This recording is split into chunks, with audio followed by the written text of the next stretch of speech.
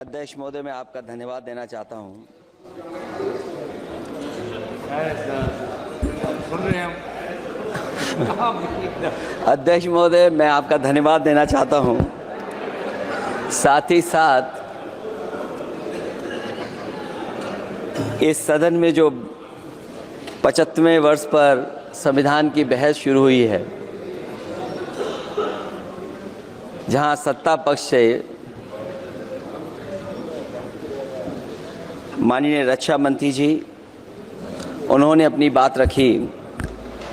अभी कांग्रेस पार्टी की नवनिर्वाचित सांसद उन्होंने अपनी बात रखी। उसके बाद अध्यक्ष महोदय मुझे बोलने का मौका मिल रहा है। मैं सबसे पहले लाखों लाख लोग जो भारत देश की आज़ादी में जिन्होंने अपनी जान न्यौछावर कर दी, देश आज़ाद हुआ। आज़ादी के बाद बाबा साहब भीमराव अंबेडकर जी और तमाम हमारे वरिष्ठ लोगों ने इस संविधान को देने का काम किया। मैं उनको याद करने के साथ साथ जो आज 13 तारीख जिस दिन हम आप सदन में बैठे हैं, एक ऐसी घटना घटी थी, अगर उस समय सुरक्षा कर्मियों ने अपनी सूझबूझ के साथ, बहादुरी और साहस के साथ अगर उन आतंकवादियों को मुकाबला न किया होता तो हमारे देश के बहुत सारे महत्वपूर्ण नेता जो उस समय सदन में थे, न जाने क्या परिस्थिति बनती। मैं उन बहादुर जिनकी जान गई उनका याद करता हूं, वहीं श्रद्धांजलि भी देता हूं। मैं इस संविधान की चर्चा पे जहां खड़ा हुआ हूं,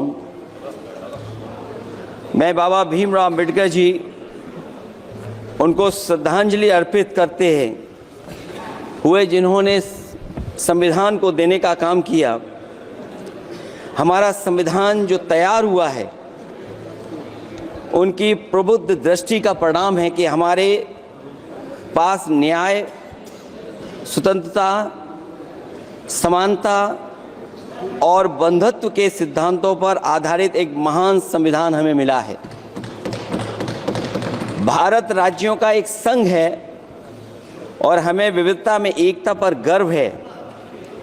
ये हमारा संविधान ही है जिसने भाषाई, क्षेत्रीय, धार्मिक और जातीय विविधता वाले हमारे देश को एक साथ रखा है।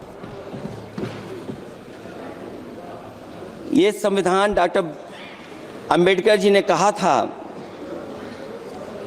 कि संविधान की सफलता इस पर निर्भर करेगी कि हम उसके अनुसार कैसे काम करते हैं। ये देखना है, विधायिका, कार्यपालिका और न्यायपालिका की जिम्मेदारी है कि इस महान देश का शासन हमारे संविधान में निहित उच्च सिद्धांतों के अनुसार चलाया जाए। डॉक्टर अंबेडकर ने कहा था, मैंने तो संविधान निर्माण का दायित्व बहिष्कृत वंचित वर्गों को अधिकार दिलाने के लिया है। ये वही संविधान है जो समय समय पर हमारा रक्षा कवच बनता है। अध्यक्ष महोदय, ये संविधान हमारी ढाल है, संविधान हमारी सुरक्षा है, संविधान हमें समय समय पर शक्ति देता है। संविधान ही देश की 90% शोषित, उपेक्षित, पीड़ित, वंचित जनता के अधिकारों का सच्चा संरक्षक है। ये संविधान ही हमारा बड़ा मददगार है।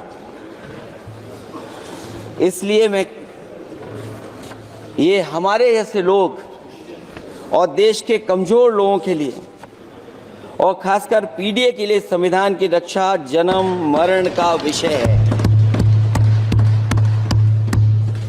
संविधान ही लोकतंत्र की प्राणवायु है। और जहां बाबा साहब भीमराव अंबेडकर जी ने इतना शानदार अच्छा संविधान दिया, वहीं डॉक्टर अंबेडकर ने स्पष्ट कहा था, जो हमारे माननीय मंत्री जी ने भी सत्ता पक्ष से वो बात रखी और कहा था, संविधान कितना भी अच्छा हो, यदि उसे लागू करने वाले लोग अच्छे नहीं होंगे तो परिणाम अच्छे नहीं निकलेंगे। इसलिए अध्यक्ष महोदय, इस संविधान पर लगभग 75 वर्ष में के बाद भारत की संसद में फिर चर्चा हो रही है। मैं कई महत्वपूर्ण बिंदुओं पर अपनी बात को रखना चाहूँगा। अध्यक्ष महोदय, हमारे संविधान की प्रस्तावना संविधान का निचोड़ है। सरकार के उद्देश्यों और लक्ष्यों को स्पष्ट उल्लेख है प्रस्तावना में। मैं प्रारंभ करता हूं संपूर्ण प्रभुत्व संपन्न समाजवादी धर्मप्रिय लोकतांत्रिक गणराज्य से। आज अध्यक्ष जी, सीमाओं की रक्षा करना संप्रभु का प्रथम कर्तव्य है। और अध्यक्ष महोदय, जिस देश की सीमाओं की सुरक्षा में जहां पर समय समय पर सेंध लगती हो, और हमारे माननीय मंत्री जी बेहतर जानते होंगे कि कई जगह पर हमारी सीमाएं सिकुड़ रही हैं। हमारे संसदीय मंत्री राज्य अरुणाचल प्रदेश में चीन के बिल्कुल बगल में रहते हैं। अध्यक्ष महोदय ये जानते होंगे कि हमारे पड़ोस में कितने गांव बस गए हैं, न जाने कितना वहां पर गांव की तरह घर बसा दिए गए हैं।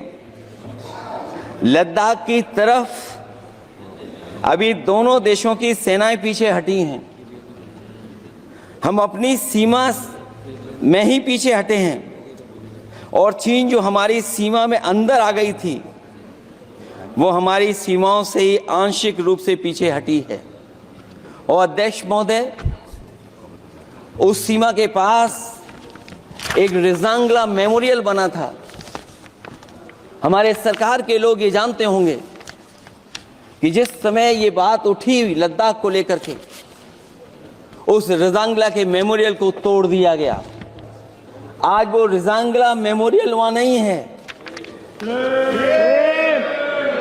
और